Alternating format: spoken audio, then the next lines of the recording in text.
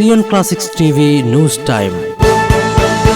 നമസ്കാരം, Zion classics ടിവിയിലേക്ക് സ്വാഗതം.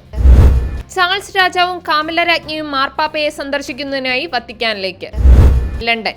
ഇംഗ്ലണ്ടിലെ ചാൾസ് രാജാവും കാമില രാജ്ഞിയും ഫ്രാൻസിസ് മാർപ്പാപ്പയെ സന്ദർശിക്കുന്നതിനായി ഏപ്രിലിൽ വത്തിക്കാനിലേക്ക് യാത്ര തിരിക്കുമെന്ന് ബക്കിംഗ്ഹാം പാലസ്. ഏപ്രിൽ ആദ്യവാരത്തിൽ ഇരുവരും പരിശുദ്ധ സിംഹാസനത്തിലേക്കും ഇറ്റലിയിലേക്കും സന്ദർശനങ്ങൾ നടത്തുമെന്നാണ് രാജകുടുംബം അറിയിച്ചിരിക്കുന്നത്.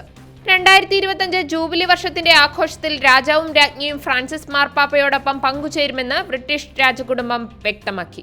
പരമ്പരാഗതമായി 25 വർഷത്തിലൊരിക്കൽ നടക്കുന്ന ജൂബിലി കത്തോലിക്ക സഭയെ സംബന്ധിച്ചിടത്തോളം ഒരു പ്രത്യേക വർഷമാണെന്നും പ്രത്യാശയുടെ തീർത്ഥാടകർ എന്ന നിലയിൽ ഒരുമിച്ച് നടക്കുന്ന ഒരു വർഷമാണിതെന്നും ബക്കിംഗ്ഹാം പാലസ് അനുസ്മരിച്ചു.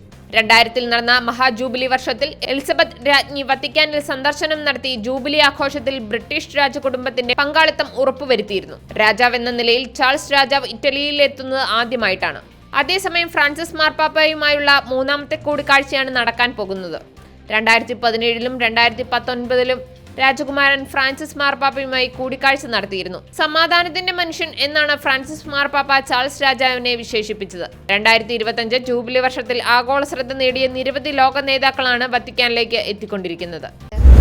കൂടുതൽ ക്രിസ്തീയ വാർത്തകൾക്കായി ഈ ചാനൽ മറക്കാതെ സബ്സ്ക്രൈബ് ചെയ്യുക.